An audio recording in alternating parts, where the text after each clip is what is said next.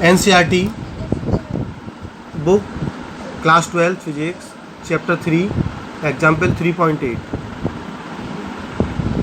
The 4 arms of a Wheatstone bridge have the following resistance. इस AB का 100 ओम है, BC का 10 ओम, CD का 5 ओम और AD का 60 ओम।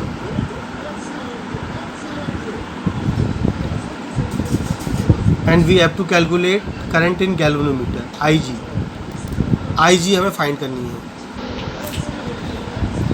इन that example we have 3 currents I1, I2 and IG। हमारे पास 3 करंट हैं I1, I2 and IG। That's why we have to make 3 equations and we have to choose 3 loops, 3 close loops. उनमें से एक loop में battery ज़रूर आनी चाहिए। जैसे हमने एक लूप ले लिया ABDA, दूसरा लूप ले लेते हैं BCDB और तीसरा लूप ले लिया ABCDA। तो आंसर नहीं आएगा। क्यों नहीं आएगा? क्योंकि हमें एक लूप ऐसा लेना है जिसमें 10 वोल्ट बैटरी आ रही है। So you have to take one loop ABC A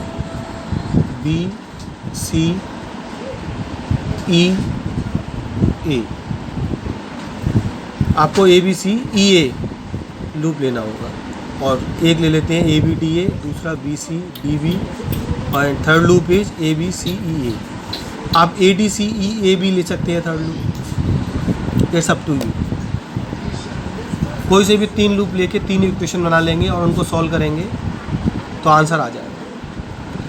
जैसे पहला लूप लेते हैं ABDA। तो KVL वाली वीडियो में मैं आपको बता चुका हूँ। KVL Kirchhoff's voltage law and Kirchhoff's current law video में आपको बताया गया है कि लूप में इक्वेशंस कैसे फॉर्म करनी होती है। पहला हम लूप ले रहे हैं ABDA। तो आप जाएंगे A से B की ओर। In the direction of current we have to take negative sign. So -100 I1 AB के लिए रहेगा -100 I1। फॉर BD ब्रांच में भी हम करंट के डायरेक्शन में जाएंगे ABD।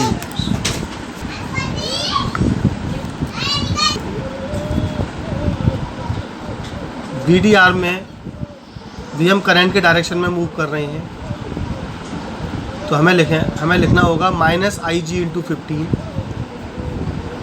और DA आर्म में हम करंट के अपोजिट मूव कर रहे हैं तो पॉजिटिव साइन लिया जाएगा और हम लिखेंगे +60 I2 और इक्वल में 0।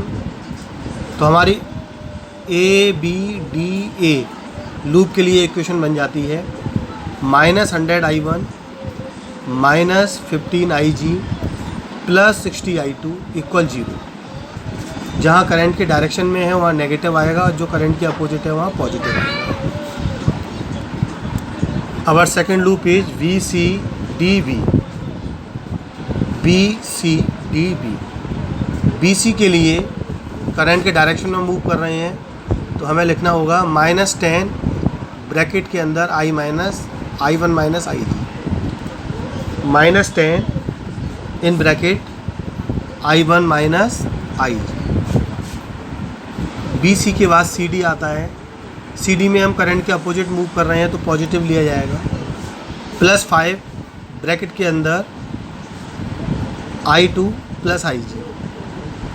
और इन ब्रांच DV हम करंट के अपोजिट हैं तो हमें पॉजिटिव साइन लेना होगा। And we have to write +15 IG। तो इस तरह हमारी सेकंड इक्वेशन भी बन जाएगी। जैसा कि मैंने बताया था हमारे पास इस क्वेश्चन में 3 अननोन करंट हैं I1, I2 and I3। I1, I2 and IG। तो हमें 3 इक्वेशन बनानी होंगी और 3 इक्वेशन बनाने के लिए 3 लूप लेने होंगे। एक लूप था ABDA, दूसरा लूप है BC डी बी, और थर्ड लूप ले लेते हैं A B C E A. A B arm के लिए करंट के डायरेक्शन में मूव कर रहे हैं। You have to write -100 I1। B C पर भी करंट के डायरेक्शन में मूव कर रहे हैं। यू हैव टू राइट -10 और ब्रैकेट के अंदर I1 माइनस IG। सी ई ए आर्म में हम सेल के नेगेटिव से पॉजिटिव पर आ रहे हैं, तो आपको लेना होगा +10 नेगेटिव से पॉजिटिव पर जाते हैं। जैसा KVL वीडियो में मैंने बताया हुआ है, माइनस से प्लस पर जाते समय +10 लेते हैं और इक्वल 0। तो इस तरह से हमने 3 इक्वेशन बना ली। अब इन तीनों इक्वेशन को सॉल्व करके I1, I2 और IG की वैल्यू फाइंड की जा सकती है। तो इस तरह से हमें लूप ABDB के लिए इक्वेशन 1 ये मिल जाती है, लूप BCDB के लिए इक्वेशन 2 ये मिल जाती है, और लूप ABCEA के लिए ये इक्वेशन 3 मिल जाती है। जब तीनों इक्वेशंस को हम सिंपली मैथमेटिक्स अप्लाई करके सॉल्व करेंगे तो current in galvanometer 4.87 milli ampere आ जाएगा।